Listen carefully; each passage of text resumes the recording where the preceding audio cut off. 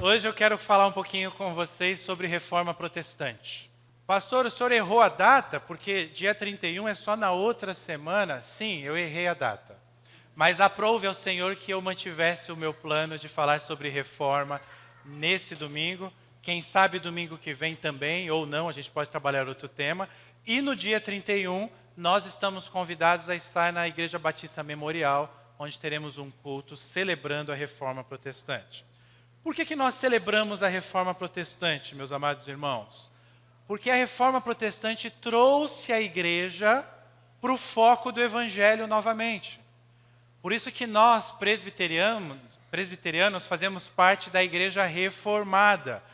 Todas as igrejas evangélicas são fruto da reforma, mas somente algumas igrejas continuam seguindo os lemas da reforma. Isso significa abandonar a Bíblia e buscar doutrinas em outras fontes? Em hipótese alguma. Todos os lemas da reforma são estritamente bíblicos. E é por isso que nós os utilizamos como princípio. Eu quero caminhar um pouquinho com vocês nessa manhã, nesse texto. Eu não vou sair desse texto. Talvez eu cite outros textos, mas esse é o nosso texto principal. 2 Timóteo 3, de 15 a 17. E desse texto eu quero extrair aquilo que a maioria de vocês conhece, alguns certamente não.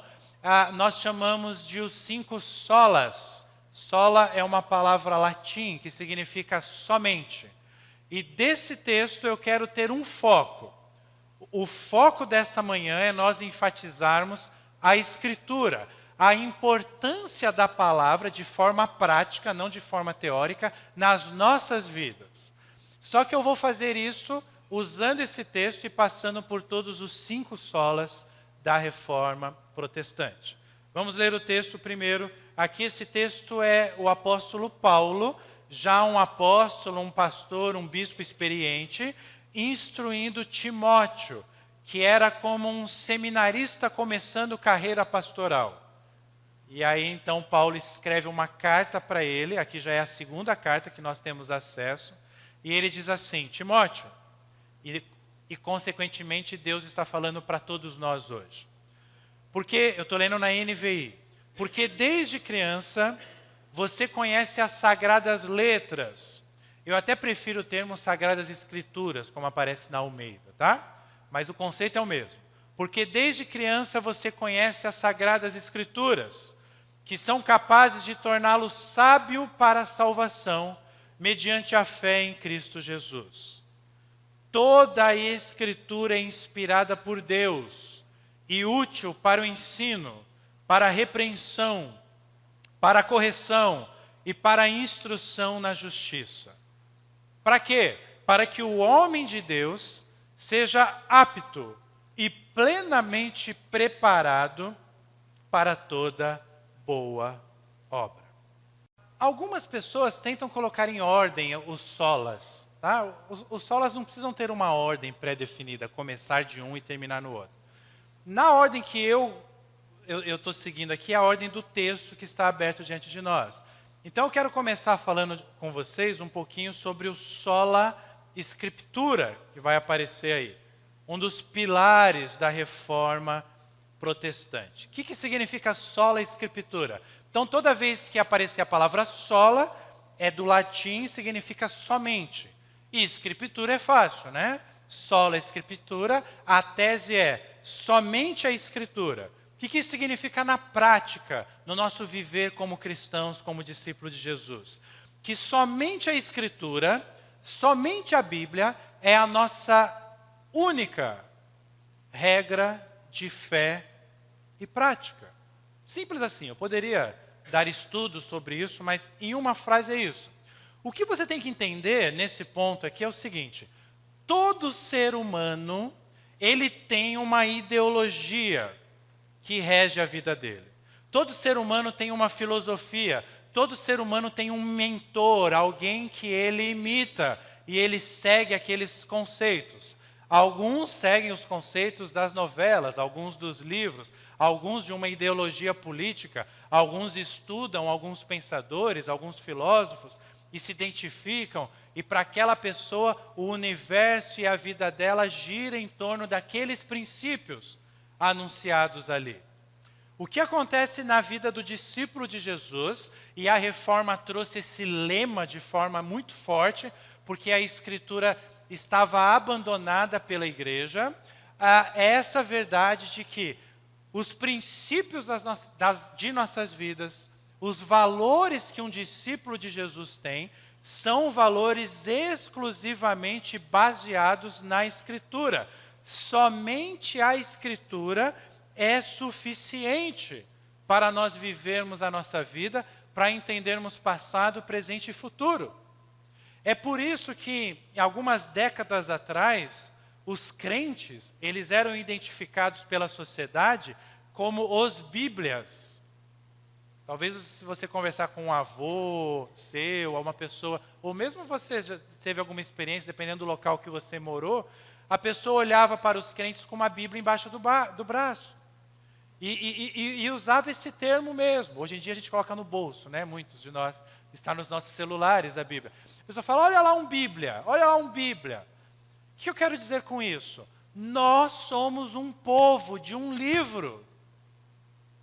Deus nos revelou a sua palavra. A Bíblia, entenda a Bíblia, meus amados irmãos, eu já fiz essa ilustração com vocês em outros anos. A Bíblia é como um manual do produto. O produto sou eu. Eu sou um ser que eu fui criado, eu fui produzido. Joia.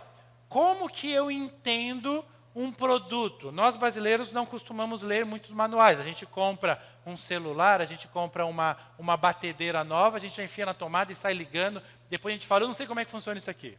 Eu não sei para que tanto botão.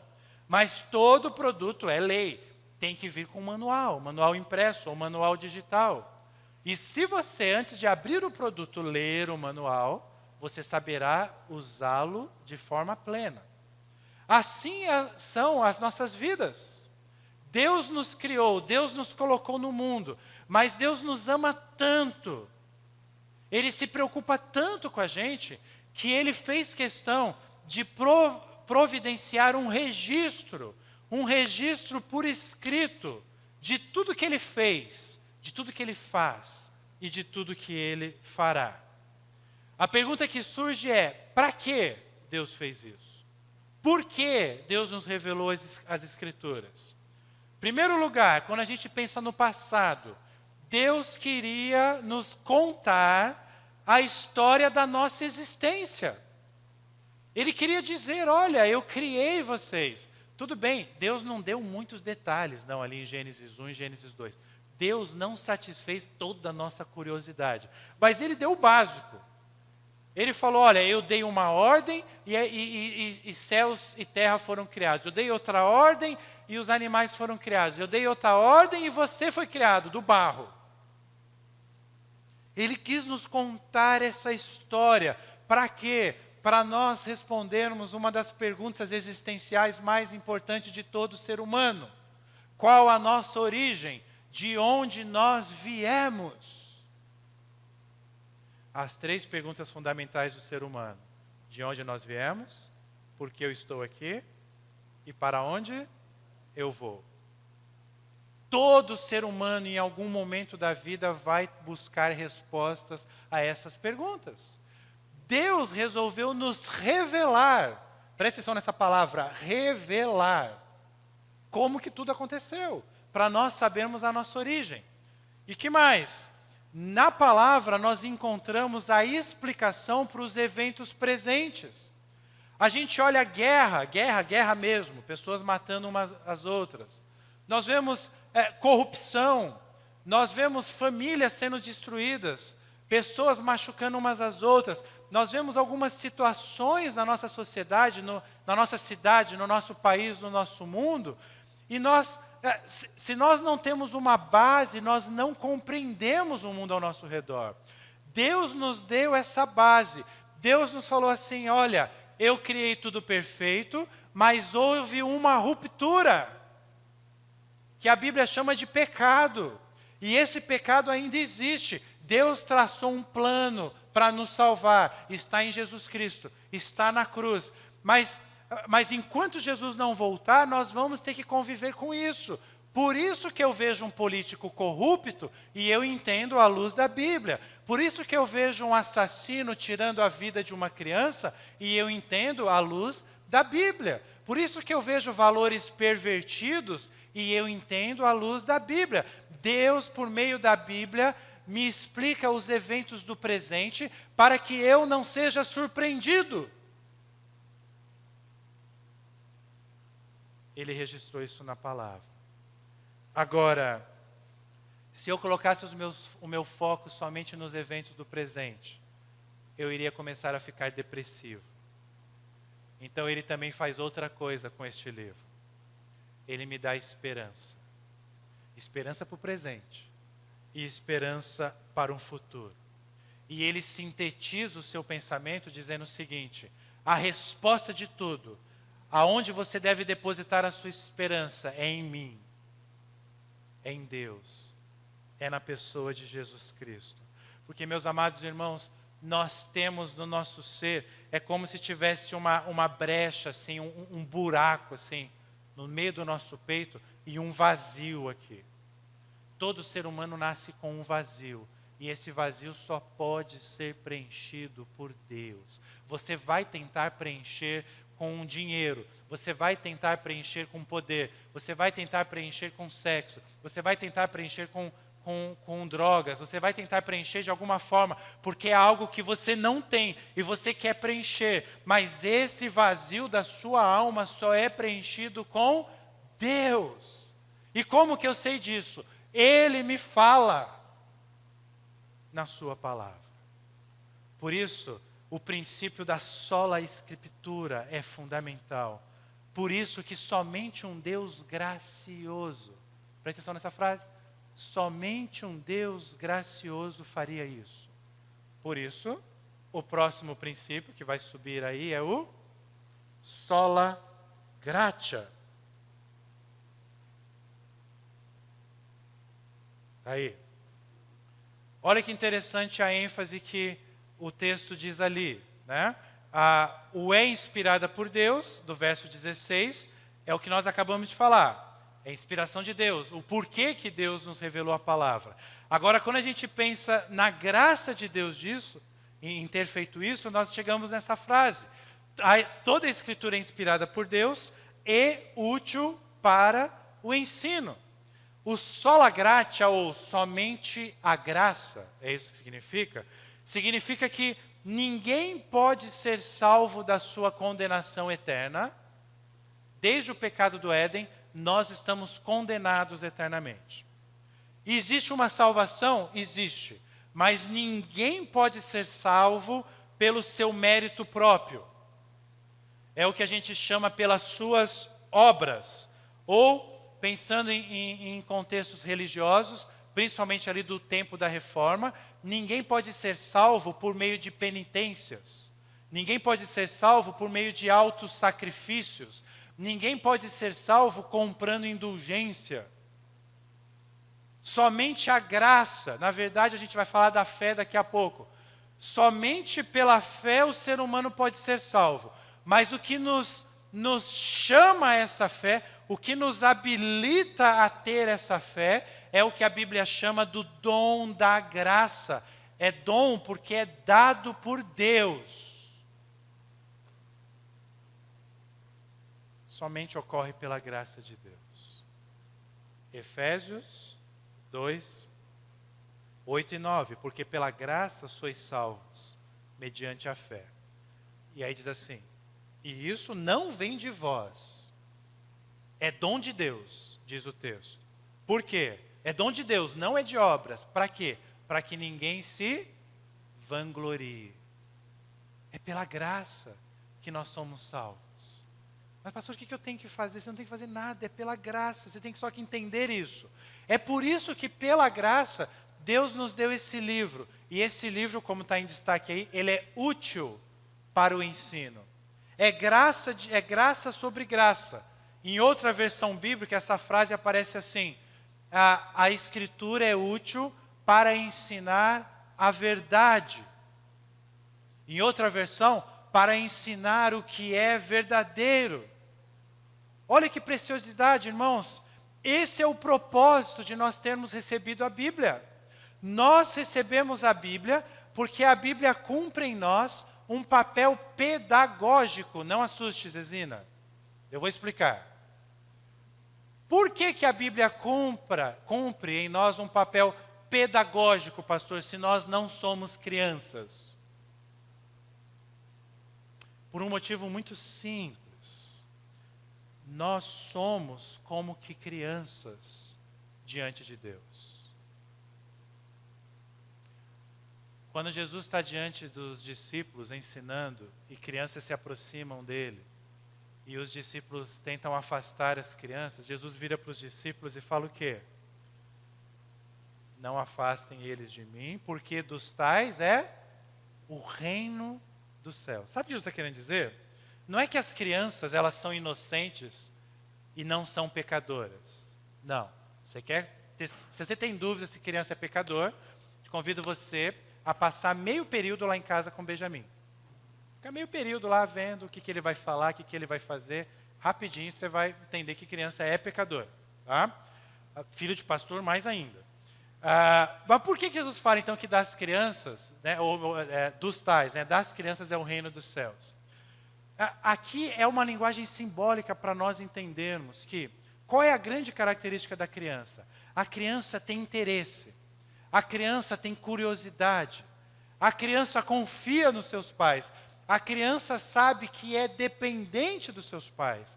O que Jesus está querendo nos dizer é, quando vocês compreenderem que vocês são como crianças, que vocês não são independentes, que vocês dependem de mim, que vocês têm que confiar em mim como uma criança confia nos seus pais, que é quem cuida dela. Quando vocês compreenderem isso, as pessoas que compreenderem isso, é dessas que são o reino dos céus. Por isso, aqui, voltando para o nosso texto, fala que a Escritura é útil para o nosso ensino. É o que um grande teólogo do século passado, Francis Schaeffer, falava. Deus nos revela por meio da sua palavra a verdade verdadeira.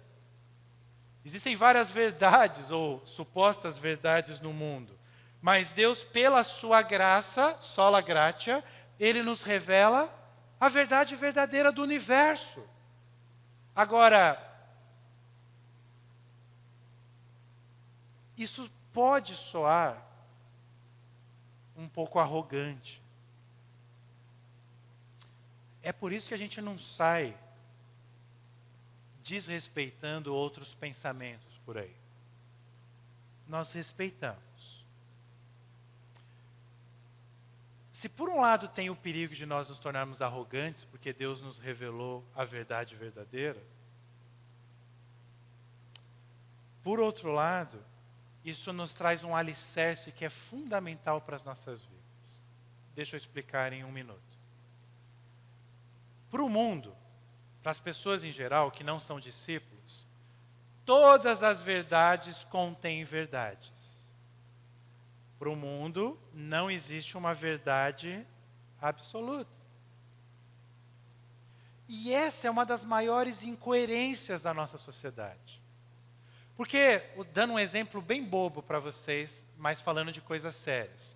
Se alguém afirma que o São Paulo Futebol Clube é o melhor time do mundo, e uma outra pessoa afirma que a Sociedade Esportiva Palmeiras é o melhor time do mundo, esse está afirmando a verdade que ele acredita, e esse está afirmando a verdade que ele acredita. Só um idiota que vai estar olhando para os dois e vai falar assim, os dois estão certos. Como? Como? Se um fala A e o outro fala B. É isso que a gente chama, o que eu exemplifiquei aqui para vocês agora, é o que os estudiosos chamam da relativização. Nós vivemos um mundo relativo. Tudo é verdade. Só que quando tudo é verdade, nada se torna verdade. E você não tem mais um alicerce para você firmar os seus pensamentos. as suas ideias, o seu posicionamento político, o seu posicionamento religioso. Porque para você, eu pego um pouquinho de tudo e eu faço uma salada de fruta e como. Mas ninguém sobrevive com salada de fruta. É isso que a palavra está dizendo aqui. As Escrituras, são ou é útil para o ensino. O ponto aqui, para eu ir para o próximo ponto, aprove a Deus nos revelar a verdade do universo. Pela graça. Tudo, absolutamente, é somente pela graça. Sola gratia. Agora, um dos princípios mais fundamentais da reforma é o próximo. Soli Deo Glória. Esse talvez seja o pilar mais importante, porque no período da reforma, a igreja tinha parado de glorificar a Deus, olha o absurdo, e estava passando a glorificar a própria igreja, os seus sacerdotes. Aí foi necessária uma revolução. A ideia não era existir outras igrejas, a ideia original era reformar a única igreja cristã que existia. Mas isso não foi possível. Então houve uma cisão, houve uma divisão, e aí então começou o movimento protestante, e a única igreja cristã que existia, a igreja romana, ficou conhecida como igreja católica. E aí no decorrer da história houve outras divisões, mas aquelas igrejas históricas reformadas têm os seus princípios baseados ali, naquela cisão, até os dias de hoje. É o caso da nossa igreja presbiteriana do Brasil. O que é o Soli Deo Glória? É somente a Deus, aqui o sola tem uma variação para soli, né? Somente a Deus toda a glória. Soli Deo, Deus, glória. Somente a Deus toda a glória. Afirma o quê? Afirma que o homem foi criado para a glória de Deus. Primeira pergunta do breve catecismo para crianças da nossa igreja. Quem vos criou? Deus. Para que, enfim, que mais criou Deus, né? A segunda pergunta. Deus criou todas as coisas. A terceira pergunta, para que fim vos criou Deus e todas as coisas? Resposta, para sua glória. Tem 90 e poucas perguntas, o breve catecismo, essas são as 3 primeiras. Deus criou tudo para a sua glória. Nós fomos criados para dar glória a Deus em tudo que nós fazemos. E aqui tem um ponto que nós precisamos entender. Primeiro, nós fomos criados. Conversamos sobre isso, quem estava na escola dominical agora há pouco entendeu. Nós não somos obra do acaso.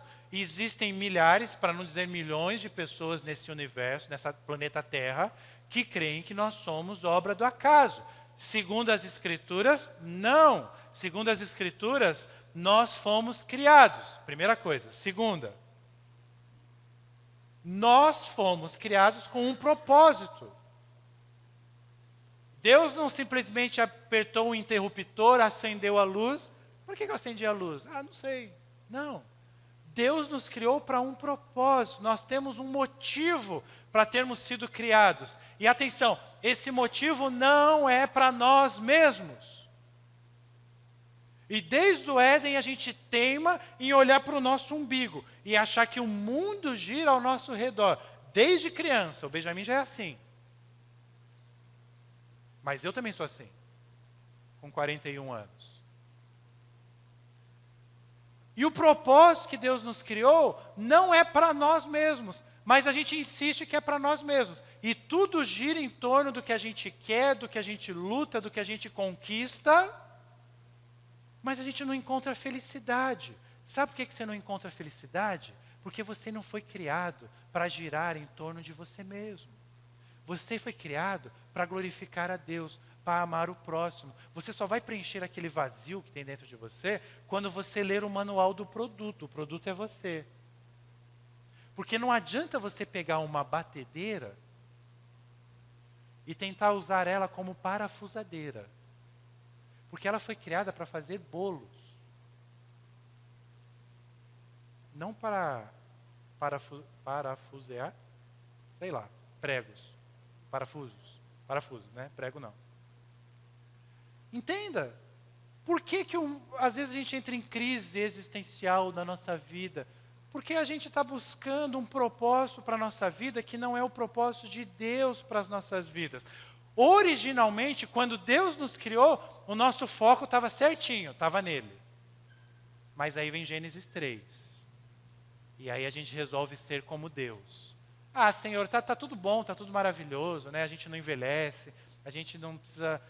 A gente trabalha, mas a gente trabalha aqui no campo, para o nosso sustento, a gente cuida dos animais, a gente dá nome para os animais, está tudo maravilhoso.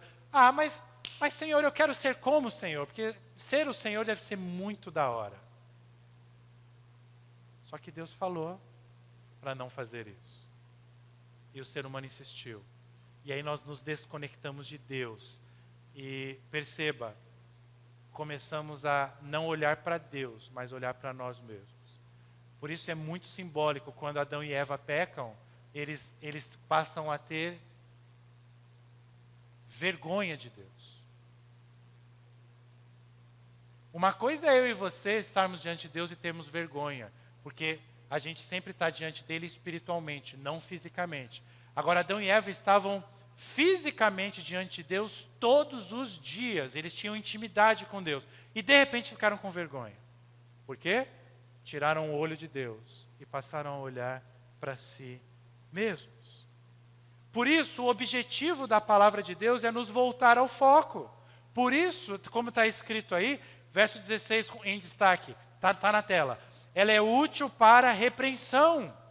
Em outras versões bíblicas, é útil para condenar o erro. Olha que versão legal essa daqui. É útil para nos fazer perceber o que não está em ordem na nossa vida. Gente, não é assistindo série da Netflix que eu vou parar e refletir sobre a minha vida e identificar alguns caminhos errados. Não. Nem novela. Nem debate dos presidenciáveis. No nosso caso, governadores. Não. É por meio deste livro. Ela é útil para repreensão, para eu identificar aonde eu estou errando. Como discípulos, é nosso dever perceber isso e mostrar isso ao mundo, perceber para as nossas vidas e mostrar para as outras pessoas. Mostrar para as pessoas que essa realidade que eles vivem não é a realidade, não é o mundo real. É uma proposta de mundo, mas é irreal. Mostrar para pessoas que existe algo que é maior, algo que é mais belo, algo que é mais digno, algo que nos torna mais felizes, algo que me faz voltar ao cerne do porquê eu fui criado. E esse algo é Deus. É eu entender que somente tendo uma vida que busca glorificar a Deus, eu vou realmente encontrar significado na minha vida. É eu pegar um jovem, eu pegar uma pessoa e falar, você só vai encontrar significado na sua vida quando você depositar as suas esperanças, a sua confiança, a sua vida em Deus. E nesse processo, muitas vezes é necessário corrigir alguns erros, porque nós somos falhos, nós nos enganamos. É aí que entra a próxima frase, ainda no verso 16. A Bíblia também é útil para correção. Deus é glorificado nos repreendendo e nos corrigindo. Em outras versões bíblicas aparece assim, é útil para corrigir as falhas. É útil, ela nos corrige quando nós erramos. Vou fazer isso em forma de perguntas para vocês. Perguntas retóricas. Como que eu vou viver sem saber o rumo certo a seguir? Eu sou discípulo de Jesus há muitos anos. E eu não consigo sequer imaginar como seria a minha vida se eu não tivesse um rumo certo a seguir. Significa que eu sempre ando nesse rumo? Não. Mas eu sei qual é o rumo. Como que eu vou saber se eu estou certo em determinada situação da minha vida ou em determinada decisão que eu tenho que tomar? Baseado em que eu vou saber se eu devo ir por um caminho ou por outro, se eu não tenho um alicerce. Agora, mais importante,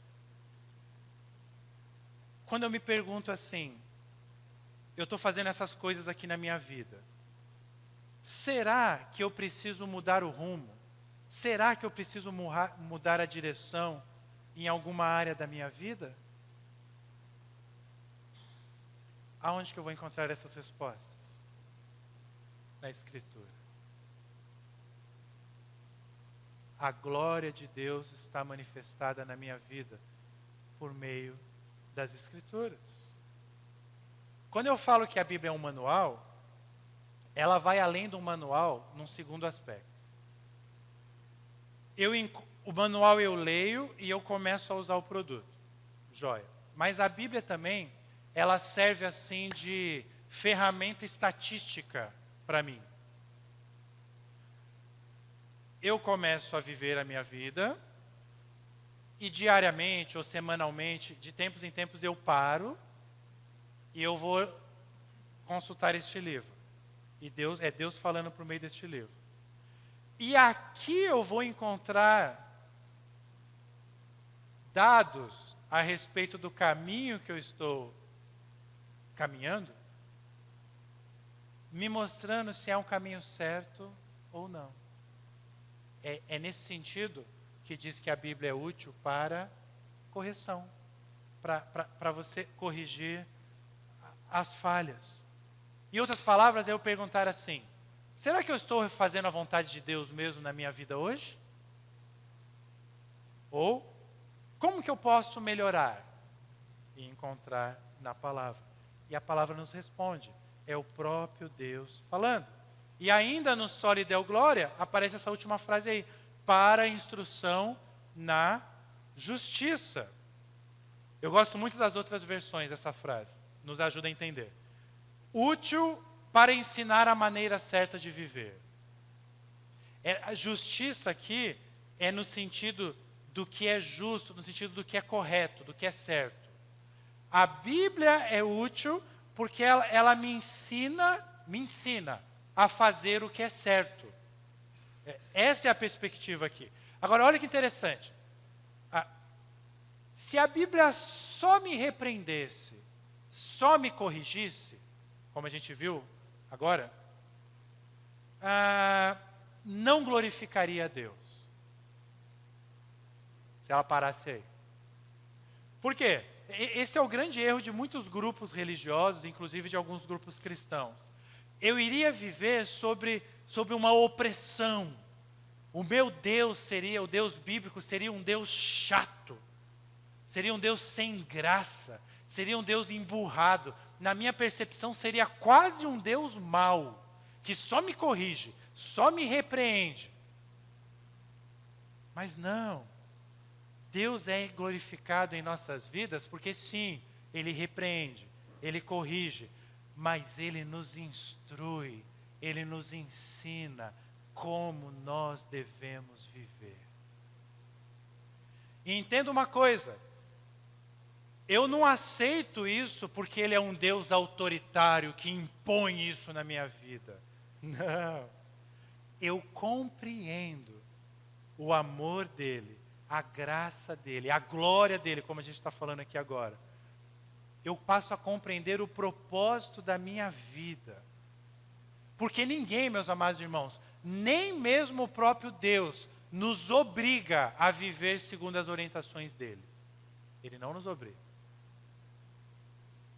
Mas eu sei que Ele me ama. Eu sei que Ele quer o melhor para a minha vida. Eu confio nele.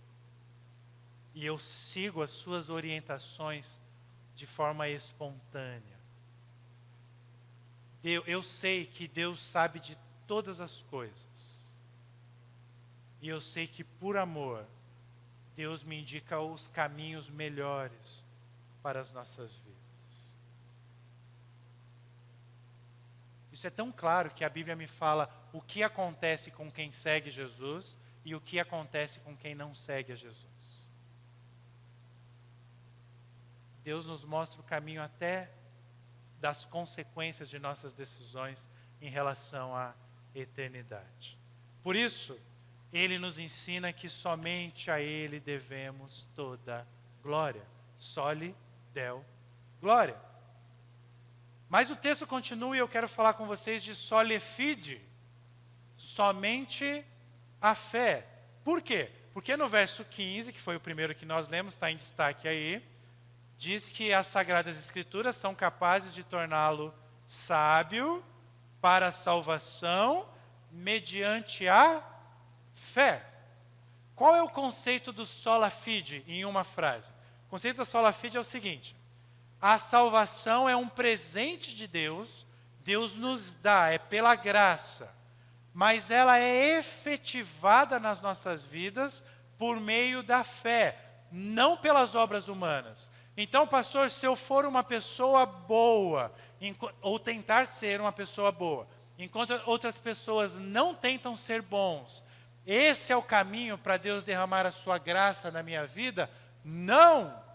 Embora a Bíblia, o Evangelho, te incentive a fazer coisas boas, boas obras. O caminho é a fé. O caminho é crer que Ele é o teu Salvador. Nenhuma obra minha pode me aproximar de Deus. Presta atenção nisso daqui. Pastor, então, peraí, o senhor está falando que não faço nada, é tudo pela graça, mas agora o senhor está falando que eu tenho que ter fé. Não entendi, presta atenção. A fé não é algo que eu faço. A fé é algo que eu deposito. Eu entro num ônibus de Santa Bárbara para o Rio de Janeiro. Eu deposito a minha fé no motorista do ônibus. Tem que depositar. Eu não vou lá, pego o volante e tento guiar o ônibus até o Rio de Janeiro. Eu deposito a minha fé de que ele sabe fazer isso. É isso aqui que nós estamos falando. E a fé e a Bíblia? Pastor, por quê? Vou ser sincero, pastor. Por que eu não me sinto motivado a ler a Bíblia? Eu, pastor, vou ser mais sincerão ainda. Pastor, eu não me sinto motivado nem a seguir os ensinamentos da Bíblia. Eu não tenho motivação para ler, nem para seguir, pastor. Vocês pensam que pastores não se deparam com essas perguntas? Talvez isso aconteça exatamente quando falta o fator fé. Você tenta se encontrar com este livro como se fosse um livro qualquer, e a Bíblia não é um livro qualquer. Cristianismo, gente, não é uma filosofia de vida. Cristianismo não é nenhuma religião, dentro desse foco aqui do que eu estou falando. Não é uma filosofia que você escolhe entre outras. Não. Cristianismo anuncia o Cristo. E no Cristo está a própria vida. Então, se você não tiver um encontro com esse Cristo por meio da fé, esse livro, a sua oração, os seus princípios de vida não vão fazer o menor sentido. O que faz uma pessoa crer e outra pessoa não crer? O elemento fé. Agora, fé em quê? Ou fé em quem? Nós chegamos ao nosso último sola, porque o texto continua, mediante a fé em Cristo Jesus. E o último pilar que subiu aí é o solus Christus. Somente Cristo. Somente Cristo. A salvação mediante a fé em Cristo Jesus, verso número 15. Que significa o seguinte: o homem nada poderá fazer pela sua salvação, porque Jesus Cristo realizou toda a obra completa. Jesus foi sacrificado na cruz do Calvário. Jesus verteu o seu sangue. Ele se fez sacrifício pelos nossos pecados. Aonde que eu entro nisso? Em nada. É somente Cristo que você precisa. A gente está estudando o livro de Atos nos discipulados de quarta-feira. E quando Pedro está pregando ali no Sinédrio, em Atos 4, ele diz assim, Atos 4:12, e não há salvação em nenhum outro. Não há salvação em nenhum outro. E ele explica, porque abaixo do céu não existe outro homem. E ele continua, dentre os homens não existe outro, pelo qual importa que sejamos salvos. Ou seja, somente Cristo Jesus. A nossa fé não está em nenhum outro. A gente não usa uma camiseta escrito fé. A gente não canta MPB dizendo é preciso ter fé. A gente pode usar uma camiseta, sim, escrito fé em Jesus. E cantar músicas dizendo que a nossa fé está depositada em Jesus.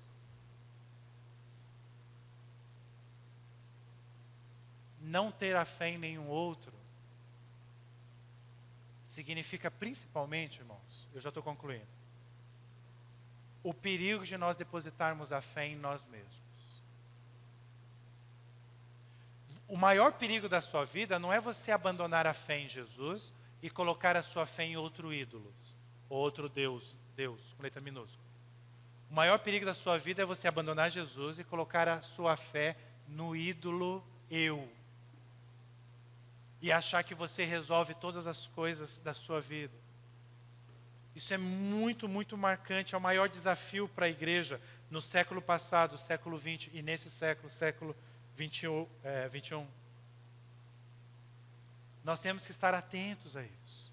Por isso o lema da reforma é todos os solas são importantes para as nossas vidas hoje. Somente Cristo, nada mais importa. Nada em minha vida deveria ser mais importante. Nada deveria ter mais prioridade na minha vida do que Jesus Cristo. Porque como nós cantamos agora há pouco e repetimos uma estrofe da canção, pela cruz Ele me resgatou, pelo seu sangue Ele me salvou. Por amor, Jesus não apenas sofreu, mas Ele morreu. Repito, Ele morreu. No meu lugar, no seu lugar, no nosso lugar. E sabe o que é maravilhoso desse texto? Olha como que ele começa. Desde criança você conhece. Esse é o nosso maior perigo. E agora eu estou falando para você que é de igreja há muito tempo. Paulo está falando para Timóteo, desde criança você conhece. Desde criança a gente conhece, a gente sabe. Para a maioria dos que estão me ouvindo aqui, nada que eu falei nessa manhã é novidade. Para alguns talvez. Esse perigo de nós caminharmos na igreja há muito tempo e começarmos a negligenciar a importância, a relevância das coisas referentes ao reino de Deus. De nós deixarmos de praticarmos esses princípios, esses valores das Escrituras, que são os nossos princípios de vida. Esse é o grande perigo que discípulos correm, principalmente para quem é discípulo há muito tempo. É a diferença de você estar no primeiro amor.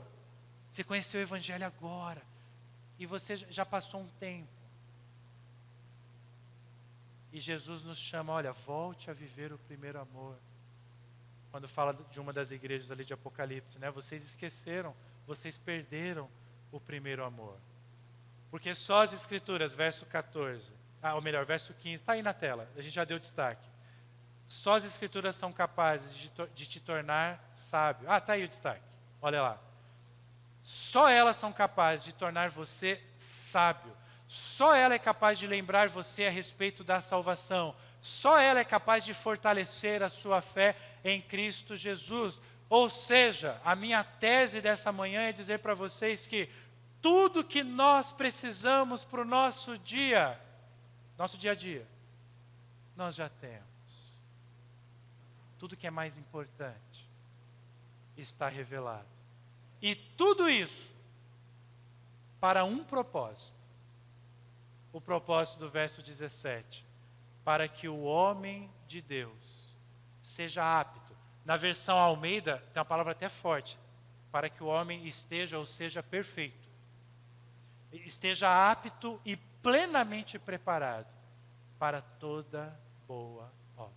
A pergunta final é: você quer estar preparado, quase perfeito, para toda boa obra, para tudo que acontecer na sua vida? Olha como que esse texto é apresentado na NVT e na Bíblia a Mensagem. Na NVT aparece assim: Deus a usa, está falando da Bíblia, né? Por isso que eu coloquei ali, para preparar e capacitar o seu povo para toda boa obra. E na Bíblia a Mensagem, esse mesmo verso é traduzido assim: por meio da palavra da Bíblia, nós somos unidos e moldados para as tarefas que Deus deseja nos incumbir. Queridos, Deus é maravilhoso e Ele preparou tudo que nós precisamos para as nossas vidas. Somente a Escritura, somente a graça, somente a Ele toda a glória, somente a fé, somente Jesus Cristo. Amém? Vamos ficar em pé e vamos cantar um dos hinos clássicos da Reforma, que fala que castelo forte é o nosso Deus. Esse é o nosso hino final. Logo depois eu vou orar e impetrar a bênção.